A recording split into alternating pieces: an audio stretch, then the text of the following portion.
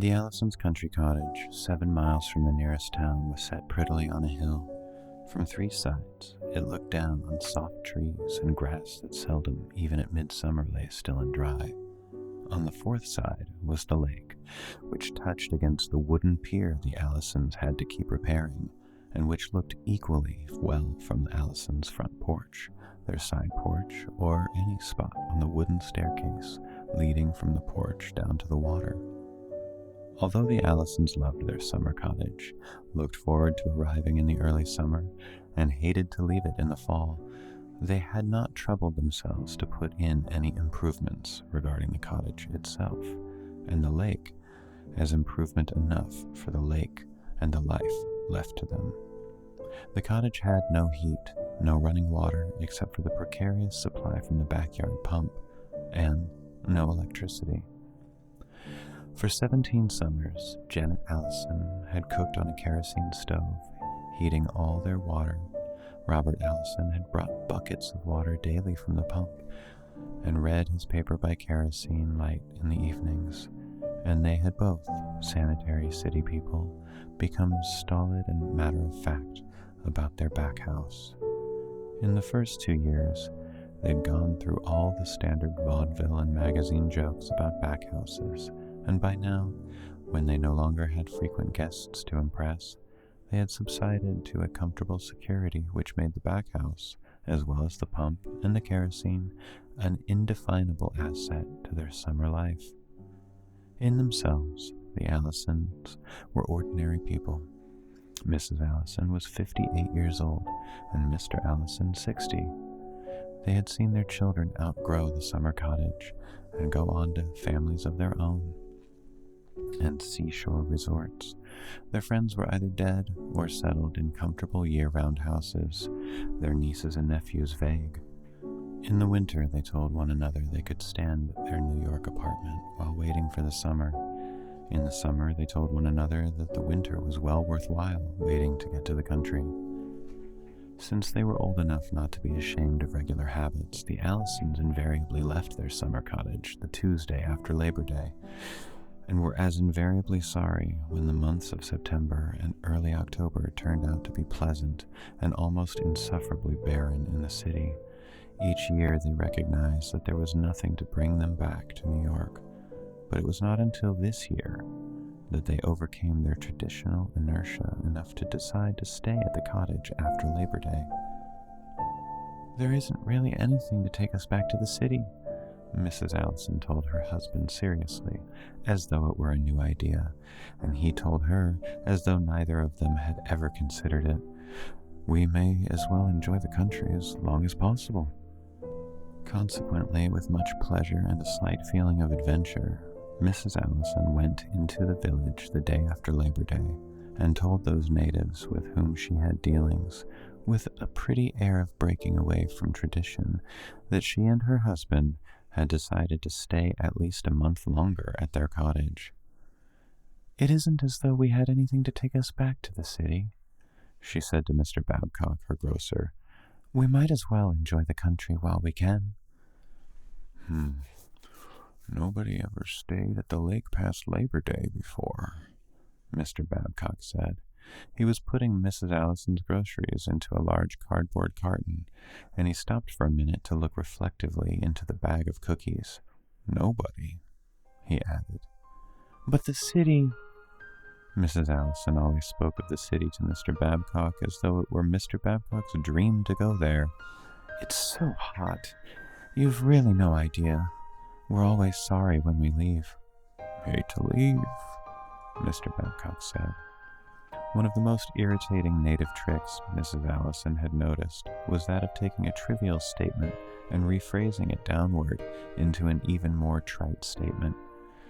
"I'd hate to leave myself," Mr. Babcock said after deliberation, and both he and Mrs. Allison smiled. "But I never heard of anyone ever staying out at the lake after Labor Day before." "Well, we're going to give it a try," Mrs. Allison said, and Mr. Babcock replied gravely, "Never know until you try." Physically, Mrs. Allison decided, as She always did when leaving the grocery store after one of her all-inclusive conversations with Mr. Babcock. Physically, Mr. Babcock could model for a statue of Daniel Webster, but mentally, it was horrible to think into what old New England Yankee stock had degenerated. She said as much to Mr. Allison when she got in the car, and he said, "It's generations of inbreeding, that and the bad leg." Since this was their big trip to town, which they made only every 2 weeks to buy things they could not have delivered, they spent all day at it, stopping to have a sandwich and a newspaper and soda shop, and leaving packages heaped in the back of the car. Although Mrs. Allison was able to order groceries delivered regularly, she was never able to form any accurate idea of Mr. Babcock's current stock by telephone, and her lists of odds and ends that might be procured was always supplemented, almost beyond their need, by the new and fresh local vegetables Mr. Babcock was selling temporarily, or the packaged candy which had just come in. This trip, Mrs. Allison was tempted too by the set of glass baking dishes that had found themselves completely by chance in the hardware and clothing and general store, and which had seemingly been waiting there for no one but Mrs. Allison, since the country people, with their instinctive distrust of anything that did not look as permanent as trees and rocks and sky, had only recently begun to experiment in aluminum baking dishes instead of ironware, and had, apparently within the memory of local inhabitants, discarded stoneware in favor of iron. Mrs. Allison had the glass baking dishes carefully wrapped to endure the uncomfortable ride home over the rocky road that led up to the Allisons' cottage, and while Mr. Charlie Walpole, who with his younger brother Albert ran the hardware clothing general store, the store itself was called Johnson's because it stood on the site of the old Johnson cabin, burned 50 years before Charlie Walpole was born, laboriously unfolded newspapers to wrap around the dishes. Mrs. Allison said informally, "Course, I could have waited and gotten those dishes in New York, but we're not going back so soon this year." "Heard you were staying on," Mr. Charlie Walpole said. His old fingers fumbled maddeningly with the thin sheets of newspaper, carefully trying to isolate only one sheet at a time, and he did not look up at Mrs. Allison as he went on. "Don't know about staying on up there to the lake. Not after Labor Day." "Well, you know," Mrs. Allison said, quite as though he deserved an explanation. "It just seemed to us that we've been hurrying back to New York every year, and there just wasn't any need for it. You know what the city's like in the fall." And she smiled confidingly up at Mr. Charlie Walpole. Rhythmically, he wound string around the package. "He's giving me a piece long enough to save," Mrs. Allison thought, and she looked away quickly to avoid giving any sign of impatience. "I feel sort of like we belong here more," she said, "staying on after everyone else has left." To prove this, she smiled brightly across the store at a woman with a familiar face, who might have been the woman who sold berries to the Allisons one year, or the woman who occasionally helped in the grocery and was probably Mr. Babcock's aunt. "Well," Mr. Charlie Walpole said. He shoved the package a little across the counter to show that it was finished, and that for a sale well made, a package well wrapped, he was willing to accept pay. "Well," he said again, "never been summer people before at the lake after Labor Day." Mrs. Allison gave him a $5 bill, and he made change methodically, giving great weight, even to the pennies. "Never after Labor Day," he said, and nodded at Mrs. Allison, and went soberly along the store to deal with two women who were looking at cotton house dresses.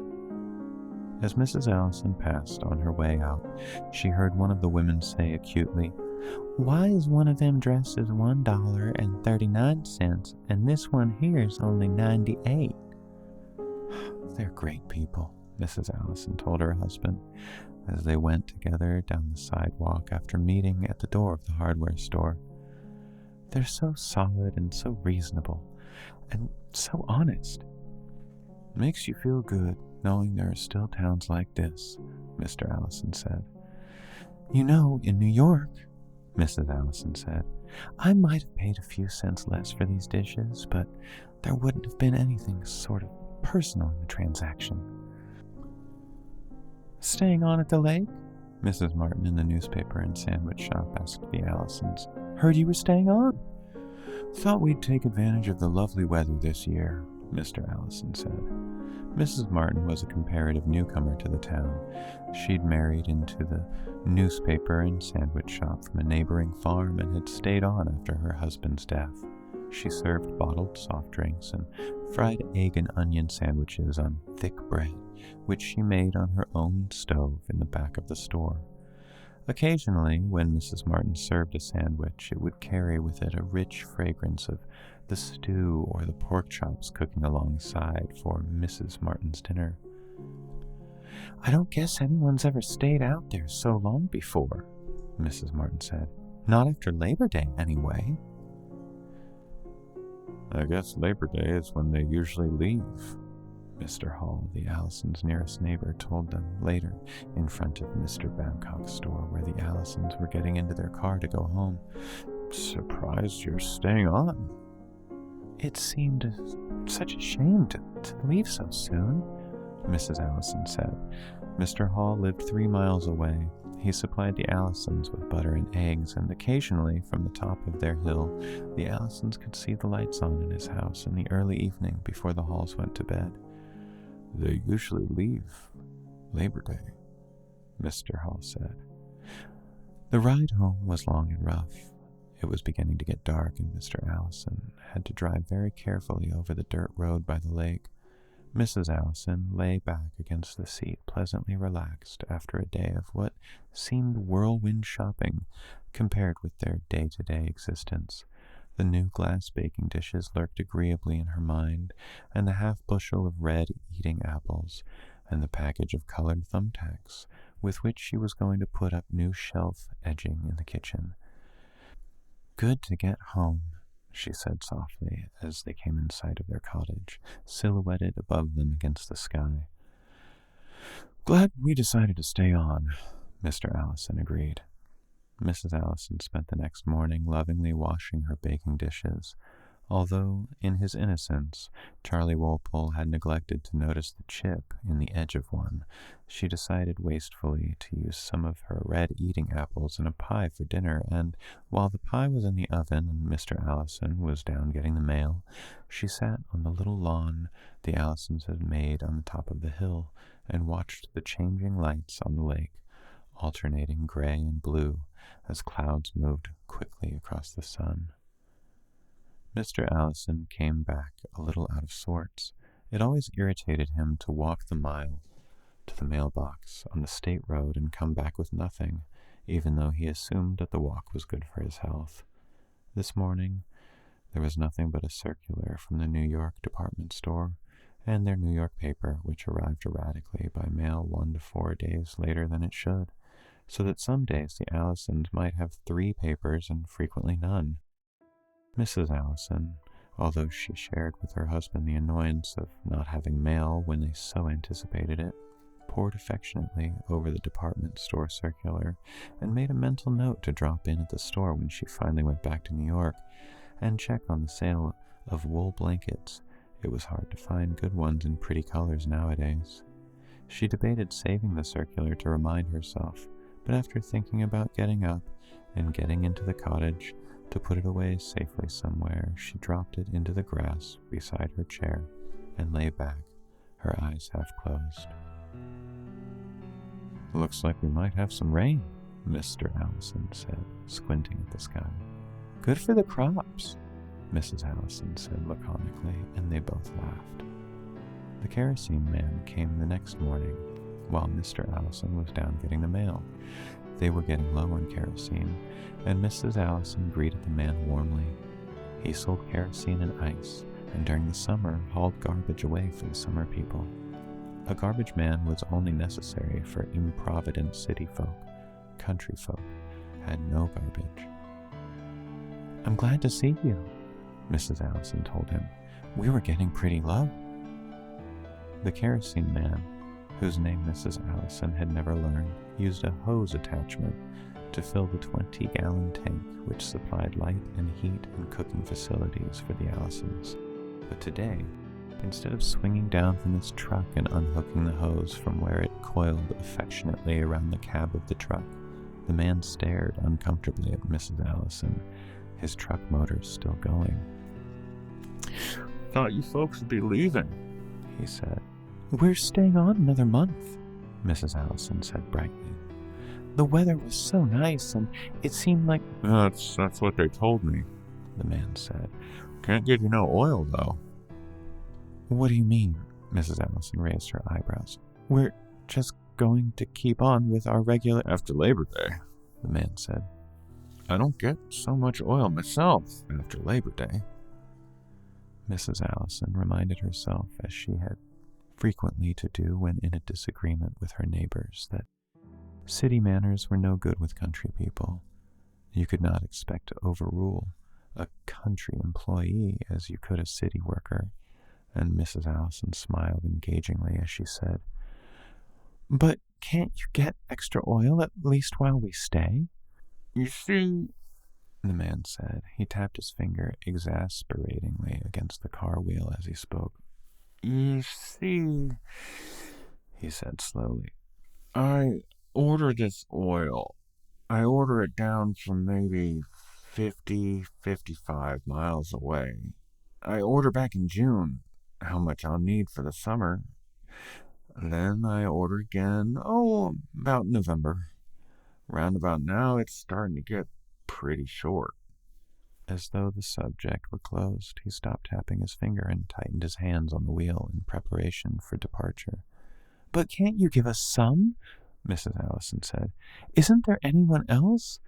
"Don't know as you could get oil anywhere else right now," the man said consideringly.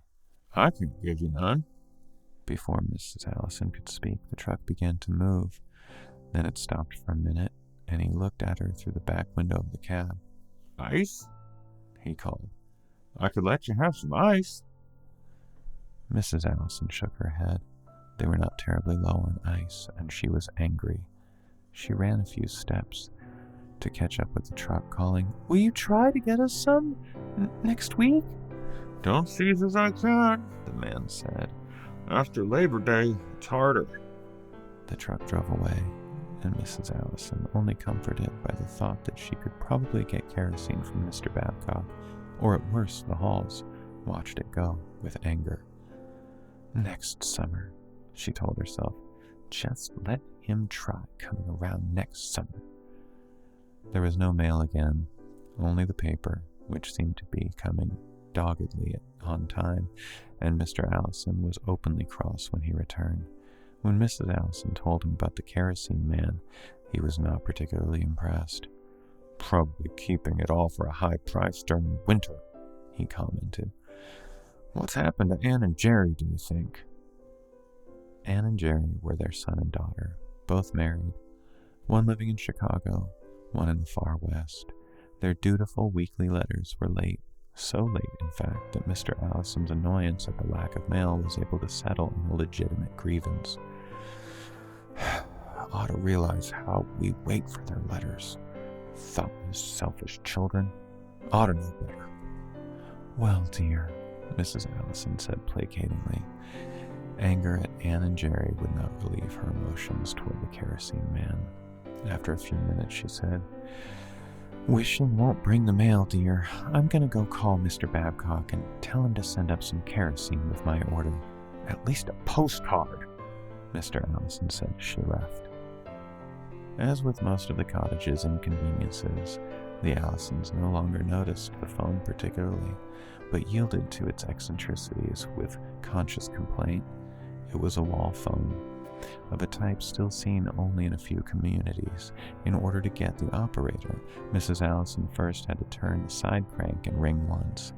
Usually it took 2 or 3 tries to force the operator to answer, and Mrs. Allison, making any kind of phone call, approached the phone with resignation and a sort of desperate patience. She had to crank the phone 3 times this morning before the operator answered, and then it was still longer before Mr. Babcock picked up the receiver at his phone in the corner of the grocery behind the meat table. He said, "Store?" with the rising inflection that seemed to indicate suspicion of anyone who tried to communicate with him by means of this unreliable instrument. "This is Mr. Allison, Mr. Babcock. I thought I'd give you my order a day early because I wanted to be sure and get some..." "What? Say, Mrs. Allison?" Mrs. Allison raised her voice a little. She saw Mr. Allison out on the lawn turn his chair and regard her sympathetically. I said, Mr. Babcock, I thought I'd call in my order early so you could send me..." "Mrs. Allison?" Mr. Babcock said. "You'll come pick it up?" "Pick it up?" In her surprise, Mrs. Allison let her phone voice drop back to its normal tone, and Mr. Babcock said loudly, "What's that, Mrs. Allison?" "I thought I'd have you send it out as usual," Mrs. Allison said.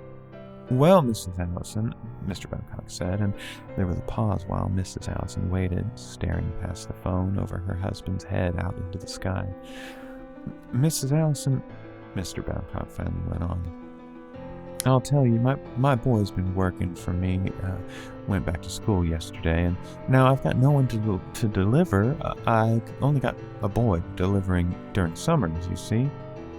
"I thought you always delivered," Mrs. Allison said. "Not after Labor Day, Mrs. Allison," Mr. Babcock said firmly. "You never been here after Labor Day before, so's you wouldn't know, of course." "Well," Mrs. Allison said helplessly. Far inside her mind, she was saying over and over, "Can't use city manners on country folk. No use getting mad." "Are you sure?" she asked finally. "Couldn't you just send out an order today, Mr. Babcock?" "Matter of fact," Mr. Babcock said, "I guess I couldn't, Mrs. Allison. It wouldn't hardly pay, delivering with no one else at the lake." What about Mr. Hall?" Mrs. Allison asked suddenly. "The people who live about 3 miles away from us out here? Mr. Hall could bring it out when he comes." "Hall?" Mr. Babcock said. "John Hall? They've gone to visit her folks upstate, Mrs. Allison." "But they bring all our butter and eggs," Mrs. Allison said, appalled. "Left yesterday," Mr. Babcock said. "Probably didn't think you folks would be staying on up there." "But I told Mr. Hall," Mrs. Allison started to say and then stopped. "I'll send Mr. Allison in after some groceries tomorrow," she said. "You got all you need till then?" Mr. Babcock said, satisfied. It was not a question, but a confirmation. After she hung up, Mrs. Allison went slowly out to sit in her chair next to her husband. "He won't deliver," she said. "You'll have to go in tomorrow. We've got just enough kerosene to last till you get back." "He should have told us sooner," Mr. Allison said. It was not possible to remain troubled long in the face of the day. The country had never seemed more inviting, and the lake moved quietly below them, among the trees, with the almost incredible softness of a summer picture. Mrs. Allison sighed deeply in the pleasure of possessing for themselves that sight of the lake, with the distant green hills beyond, the gentleness of the small wind through the trees. The weather continued fair. The next morning, Mr. Allison, duly armed with a list of groceries with kerosene in large letters at the top, went down the path to the garage, and Mrs. Allison began another pie in her new baking dishes. She had mixed the crust and was starting to pare the apples when Mr. Allison came rapidly up the path and flung open the screen door into the kitchen. "Damn car won't start," he announced with the end of the tether voice of a man who depends on a car as he depends on his right arm. "What's wrong with it?" Mrs. Allison demanded, stopping with the paring knife in one hand and an apple in the other. "It was all right on Tuesday?" "Well," Mr. Allison said between his teeth, "it's not all right on Friday." "Can you fix it?" Mrs. Allison asked. "No," Mr. Allison said. "I cannot. Gotta call someone, I guess." "Who?" Mrs. Allison asked. Man runs a filling station, I guess. Mr. Allison moved purposefully toward the phone. He fixed it last summer one time. A little apprehensive, Mrs. Allison went on paring apples absent-mindedly while she listened to Mr. Allison with the phone ringing, waiting, finally giving the number to the operator, then waiting again, and giving the number again, giving the number a third time, and then slamming down the receiver. No one there, he announced as he came into the kitchen. He's probably gone out for a minute, Mrs. Allison said nervously. She was not quite sure what made her so nervous, unless it was the probability of her husband's losing his temper completely. He's there alone, I imagine, so if he goes out, there's no one to answer the phone. That must be it, Mr. Allison said with heavy irony. He slumped into one of the kitchen chairs and watched Mrs. Allison paring apples. After a minute, Mrs. Allison said soothingly, Why don't you go down and get the mail and then call him again? Mr. Allison debated and then said, Guess I might as well. He rose heavily, and when he got to the kitchen door, he turned and said, But if there's no mail, and leaving an awful silence behind him, he went off down the path. Mrs. Allison hurried with her pie. Twice she went to the window to glance at the sky to see if there were clouds coming up. The room seemed unexpectedly dark, and she herself felt the state of tension that precedes a thunderstorm. But both times when she looked at the sky, it was clear and serene, smiling indifferently down on the Allisons' summer cottage as well as on the rest of the world. When Mrs. Allison, her pie ready for the oven, went a third time to look outside, she saw her husband coming up the path. He seemed more cheerful when he saw her. He waved eagerly and held a letter in the air. From Jerry, he called as soon as he was close enough for her to hear him. At last, a letter! Mrs. Allison noticed with concern that he was no longer able to get up the gentle slope of the path without breathing heavily. But then he was on the doorway, holding out the letter. I saved it till I got here, he said. Mrs. Allison looked with an eagerness that surprised her on the familiar handwriting of her son.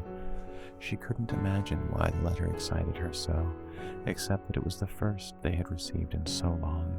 It would be a pleasant, dutiful letter, full of the doings of Alice and the children, reporting progress with his job, commenting on the recent weather in Chicago, closing with love from all. Both Mr. and Mrs. Allison could, if they wished, recite a pattern letter from either of their children. Mr. Allison slit the letter open with great deliberation, and then he spread it out on the kitchen table, and they leaned down to read it together. Dear Mother and Dad, it began in Jerry's familiar, rather childish handwriting. Am glad this goes to the lake as usual. We always thought you come back too soon and ought to stay up there as long as you could. Alice says that now that you're not as young as you used to be and have no demands on your time, fewer friends, etc., in the city, you ought to get what fun you can while you can. Since the two of you are both happy up there, it's a good idea for you to stay.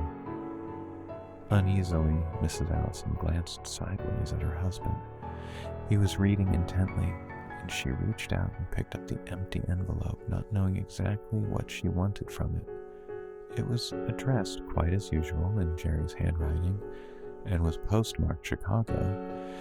Of course it's postmarked Chicago, she thought quickly. Why would they want to postmark it anywhere else?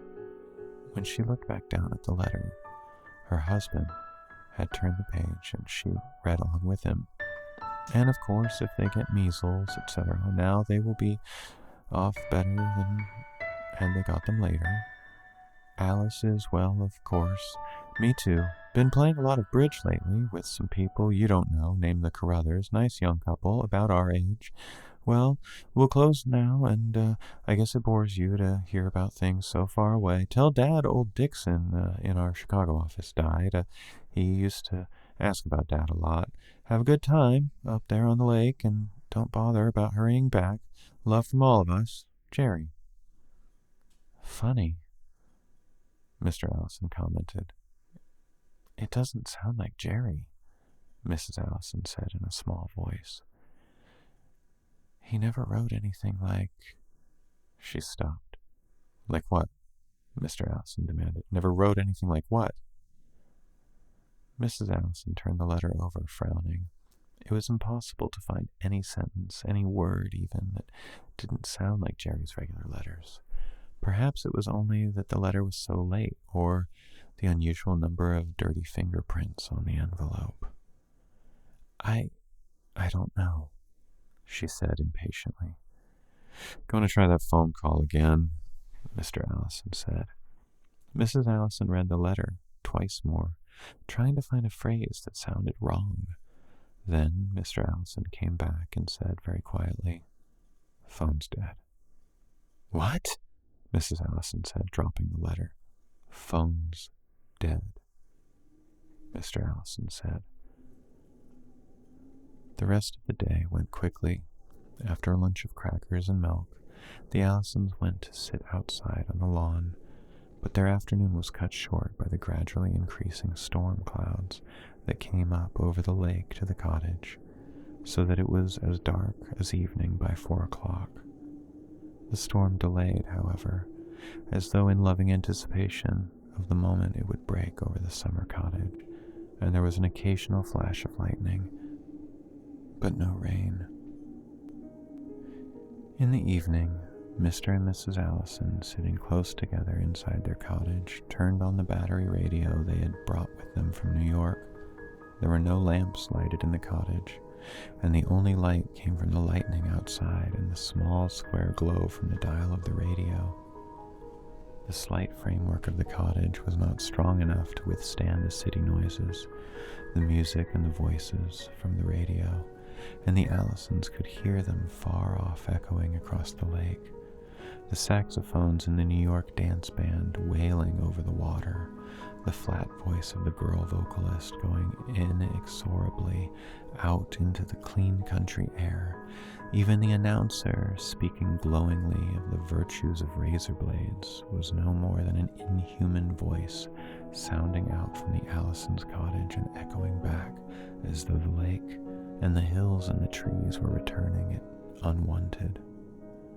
During one pause between commercials, Mrs. Allison turned and smiled weakly at her husband. I wonder if we're supposed to do anything, she said. No, Mr. Allison said consideringly. I don't think so. Just wait. Mrs. Allison caught her breath quickly, and Mr. Allison said, under the trivial melody of the dance band beginning again, the car had been tampered with, you know. Even I could see that. Mrs. Allison hesitated a minute and then said very softly, I suppose the phone wires were cut. I imagine so, Mr. Allison said. After a while, the dance music stopped, and they listened attentively to the news broadcast, the announcer's rich voice telling them breathlessly of a marriage in Hollywood, the latest baseball scores, the estimated rise in food prices during the coming week. He spoke to them in their summer cottage, quite as though they still deserved to hear news of a world that no longer reached them, except through the fallible batteries on the radio, which were already beginning to fade, almost as though they still belonged, however tenuously, to the rest of the world. Mrs. Allison glanced out the window at the smooth surface of the lake, the black masses of the trees, and the waiting storm, and said conversationally, I feel better about that letter from Jerry. I knew when I saw the light go down at the Hall place last night, Mr. Allison said. The wind coming up suddenly over the lake swept across the summer cottage and slapped hard at the windows. Mr. and Mrs. Allison involuntarily moved closer together, and with the first sudden crash of thunder, Mr. Allison reached out and took his wife's hand, and then, while the lightning flashed outside and the radio faded and sputtered, the two old people huddled together in their summer cottage and waited.